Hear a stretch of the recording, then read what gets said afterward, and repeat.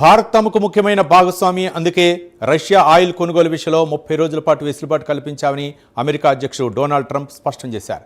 పశ్చిమాసియా, గల్ఫ్ ప్రాంతాల్లో నెలకొన్న యుద్ధ వాతావరణం, ఉద్రిక్తతల నేపథ్యంలో ప్రపంచ ఆయిల్ మార్కెట్పై పడుతున్న ఒత్తిడిని తగ్గించేందుకే ఈ నిర్ణయం తీసుకున్నట్లు ట్రంప్ వెల్లడించారు.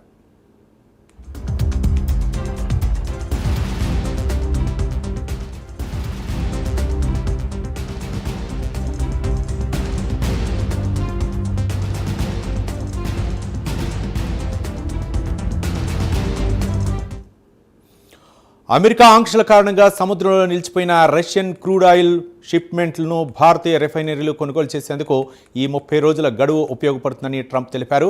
ముఖ్యంగా హర్ముజ్ జలసంధి సమీపంలో భద్రతా కారణాల రీత్యా ఆయిల్ సరఫరాకు అంతరాయం ఏర్పడే ప్రమాదం ఉండటంతో అంతర్జాతీయ మార్కెట్లో కొరత లేకుండా ఉండేందుకు ఈ తాత్కాలిక నిర్ణయం తీసుకున్నామన్నారు. అయితే ఈ కొనుగోలు ద్వారా రష్యాకు కొత్తగా ఎలాంటి ఆర్థిక ప్రయోజనం ఉండదని ట్రంప్ తేల్చి చెప్పారు.